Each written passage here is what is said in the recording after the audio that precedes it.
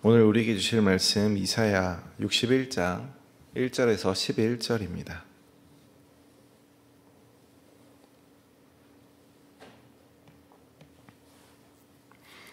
이사야 61장 1절에서 11절 말씀 교독하시겠습니다. 주 여호와의 영이 내게 내리셨으니 이는 여호와께서 내게 기름을 부으사 가난한 자에게 아름다운 소식을 전하게 하려 하심이라. 나를 보내사 마음이 상한 자를 고치며 포로된 자에게 자유를, 갇힌 자에게 노임을 선포하며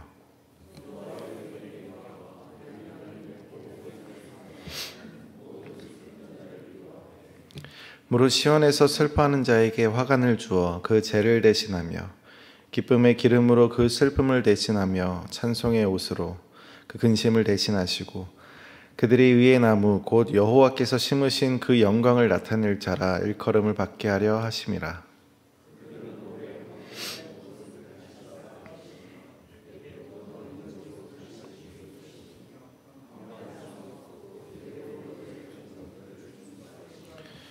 외인은 서서 너희 양떼를 칠 것이요 이방 사람은 너희 농부와 포도원 지기가 될 것이나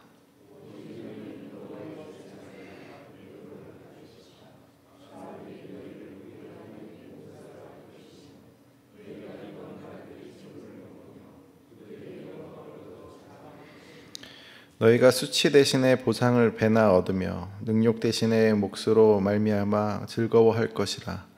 그리하여 그들의 땅에서 갑절이나 얻고 영원한 기쁨이 있으리라.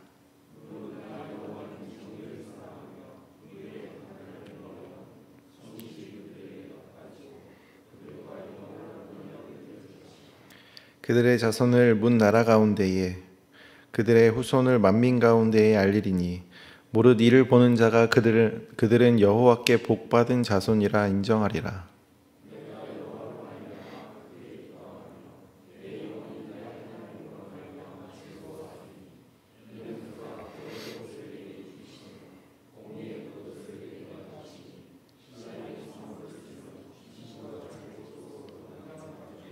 함께 읽겠습니다. 땅이 싹을 내며 동산이 거기 뿌린 것을 옴돋게 함같이 주 여호와께서 공의와 찬송을 모든 나라 앞에 솟아나게 하시리라. 아멘. 이사야 60장에서 회복될 예루살렘에 임한 하나님의 빛을 말해줬다면 61장은 하나님의 빛을 발하는 예루살렘이 즐거움과 기쁨으로 변하게 될 것이라고 말합니다. 1절에서부터 3절은 여호와의 은혜의 해가 선포되고 4절부터 9절은 즐거움과 기쁨이 회복되는 것이 있고 10절부터 11절은 여호와를 찬양하는 것으로 마무리됩니다. 1절에서 3절은 예루살렘을 향하여 하나님의 은혜의 해를 선포하고 있는데 이때 선포하는 자가 누구인지 자신의 신원을 정확하게 밝히진 않으나 1인칭을 사용하여 자신을 표현하고 있습니다. 자기 자신을 1인칭으로 묘사할 뿐만 아니라 하나님이 자신에게 준 사역에 대해서도 설명하죠. 그 사역은 1절에서는 아름다운 소식을 전하는 것이고 3절에서는 재 대신 화관을, 슬픔 대신 희락을, 근심 대신 찬송을 주시는 하나님을 나타내는 사역입니다. 그래서 아마 앞서 여호와의 종과 같은 인물로 생각됩니다. 1절에서 주 여호와의 영이 임하였다라고 말합니다. 주 여호와는 절대 주권의 하나님, 곧 백성의 구원자이시자 원수의 심판자이신 분이라는 표현입니다. 구원자이시자 심판자이신 여호와의 영이 여호와의 종에게 임하는데 그 이유는 여호와께서 기름을 부으셨기 때문입니다. 기름 부음은 소명을 위해서 구별되는 것, 그리고 그 소명을 위하여 섬기는 자가 되어야 함을 알리는 의식이죠. 제사장, 선지자, 왕에게 행해졌던 의식이었습니다. 특별하게 하나님께 선택받은 자라는 것을 드러내는 의식입니다. 그래서 그는 하나님께서 특별하게 선택한 자로서 하나님의 사역들을 수행할 수 있는 권위가 생깁니다. 앞서서 주 여호와의 영이 임했기 때문에 그가 행할 사역은 곧 구원의 사역이자 보복과 심판의 사역이라는 점을 나타냅니다. 앞서 말한 대로 그의 사역은 구원을 나타내고 보복과 심판을 나타내지만 그가 먼저 해야 할 사역은 아름다운 소식을 전하는 것입니다. 아름다운 소식은 가난한 자들에게 전달됩니다. 가난한 자들은 사람이나 환경에 의해서 짓밟혀서 불이익을 당해 더 이상 나아질 기회를 박탈당하고 있는 사람들입니다. 그런 자들을 향한 아름답고 복된 좋은 소식을 전하는 것이 바로 기름 부음 받은 자, 여호와의 종의 사역입니다. 아름다운 소식은 곧 하나님께서 백성들을 은혜로 구원하시며 원수들을 심판하시는 소식이기도 합니다. 그를 통하여 마음이 상한 자를 고치시는데 온전한 상태로 회복시키십니다. 고통당해서 정서가 쇠약해진 마음, 죄에 대한 자각으로 괴로워하는 심령, 그런 좌절들을 포함해서 정말 다양한 마음의 상태를 가리키는 그 마음이 상한 그 상태에서 하나님께서는 그 모든 상태를 싸매어 주심으로 고치십니다. 또한 포로된 자들과 갇힌 자들에게 자유가 선포되는데 사람들에 의해서 가해진 속박, 그것이 포로된 자고 장소에 의해서 가해진 속박, 그것이 갇힌 자에 대한 말이죠. 그들에게 자유와 해방을 주신다. 그러니까 은혜의 해에 온갖 종류의 총체적인 해방이 이루어진다는 사실을 선언하고 있습니다. 2절에서 은혜의 해와 보복의 날이 선포될 때에 모든 슬픈 자들, 애곡하는 모든 자들은 위로를 받게 됩니다. 또 시온에 슬퍼하는 자들에게 제 대신에 화관을 주십니다. 히브리어로 제는 에페르, 화관은 페에르입니다. 에페르 대신에 페에르를 주신다는 거죠. 슬픔 대신 기쁨의 기름으로, 근심 대신에 찬송의 옷을 입혀주셔서 전인적이고 총체적으로 새로워졌음을 뜻합니다. 그래서 새로워진 백성들은 새로운 이름과 지위가 주어집니다. 곧 여호와께서 직접 심으신 그의 영광을 나타내는 의의 나무입니다. 이러한 회복들은 곧 이 기름 부음 받은 여호와의 영이 임한 종에게 의해서 성취됩니다. 그렇다면 의의 나무로 심겨진 백성들에게 어떤 일들이 일어날까요? 4절부터는 즐거움과 기쁨이 회복되는 일들에 대해 소개합니다. 기름 부음 받은 자를 통하여서 백성들은 이전에 소유했던 것들을 다시 회복해서 복원하게 됩니다. 4절에서 오래 황폐하였던 것들을 다시 쌓게 됩니다. 오래 황폐하다. 여기서 오래라는 단어를 히브리어로는 영원히라는 단어입니다. 그러니까 영원에 가깝도록 정말 오랜 기간 황폐하였던 곳이 다시 재건된다는 뜻이죠. 영원히 무너져 있을 것만 같았던 것들, 그것들이 다시 재건하기 시작된다는 겁니다. 옛부터 무너진 곳들, 곧 대대로 무너져 있던 것들, 곧 이전 세대로부터 그들이 회복할 수 없었던 것들, 지난 모든 세대들이 회복할 수 없고 회복하지 못했던 것들을 이제는 다시 재건할 수 있습니다.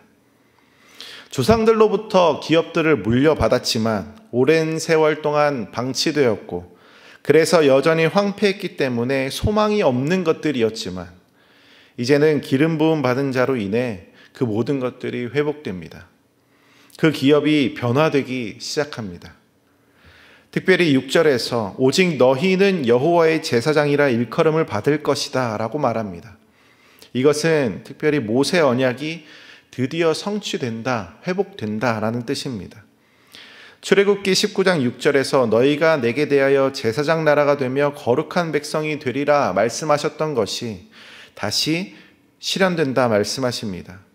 그것뿐만이 아닌 우리 하나님의 봉사자, 우리 하나님의 사역자라고 불리게 된다고도 말합니다.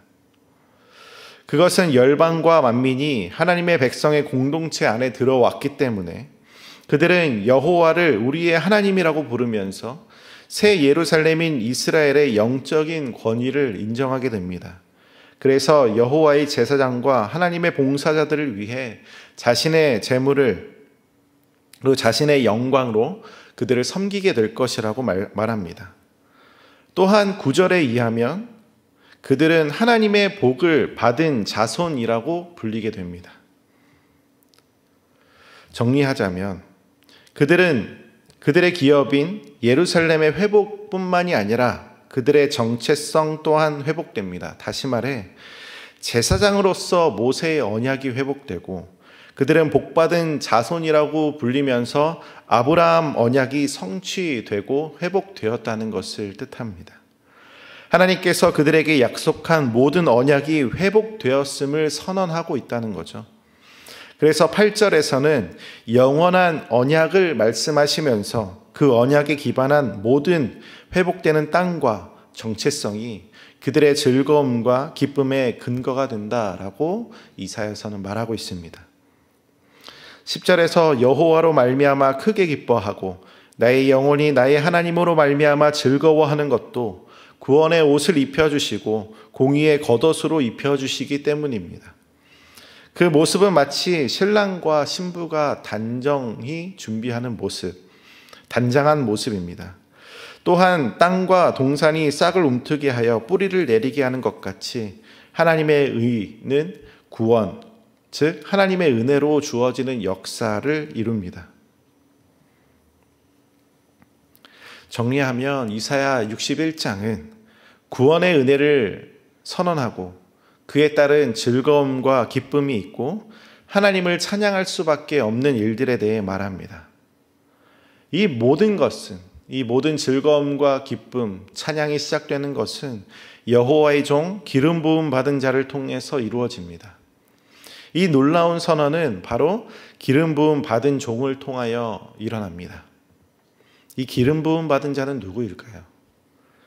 예수님께서 자신의 공생의 사역을 시작하시면서 의도적으로 선택해서 가장 먼저 선포했던 말씀이 이사야 61장이었습니다. 누가복음 4장 16절에서부터 19절에서는 이렇게 말합니다.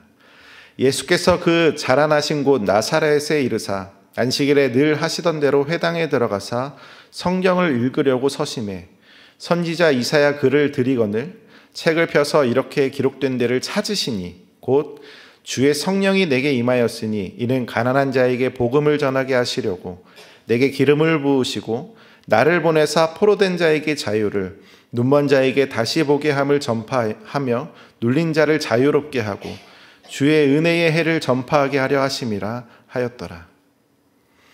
예수님은 특히 이사야 61장을 읽으셨을 때 우리가 61장 2절에 나타나는 보복의 날을 선언하지 않으셨죠.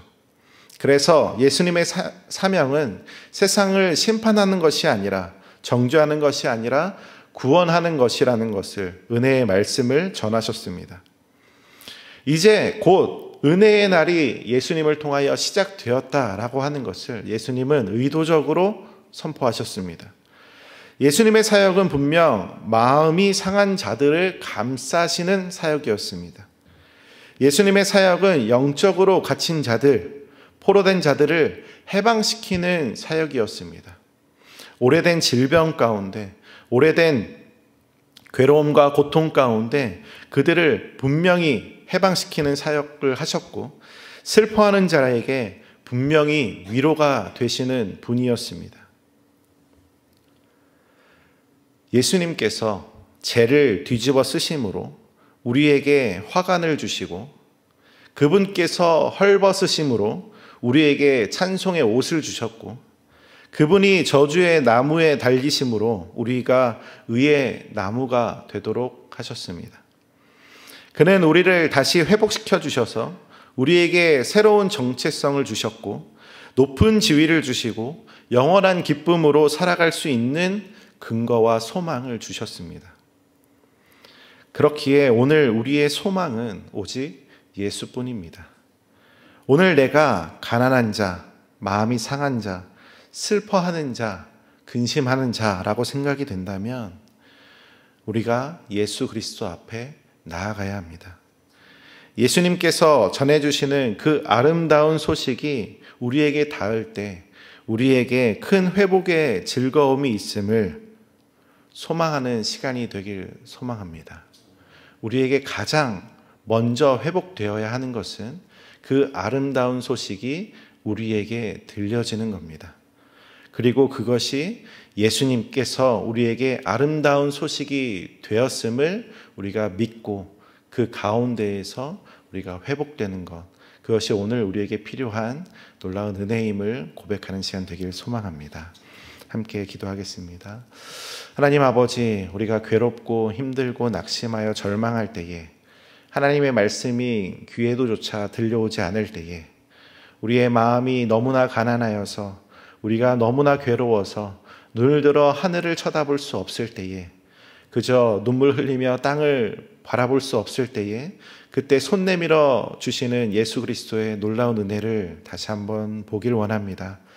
주님께서 우리에게 아름다운 날들을 선언하셨고 아름다운 날들을 시작하셨고 그 아름다운 날들 가운데 함께 동행함으로 우리의 인생 가운데 아름다운 날들을 시작하셨으니 그 아름다운 동행 가운데 우리를 참여하게 하시는 그 놀라운 은혜의 기쁨을 누리는 시간 되게 하여 주시고 오늘 나에게 주어지는 아름다운 소식으로 말미암아 하나님 앞에 기뻐하며 즐거워할 수 있는 믿음의 성도 되길 간절히 소망합니다.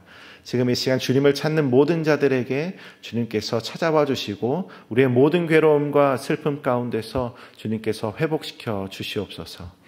감사드리며 예수님의 이름으로 기도드립니다. 아멘.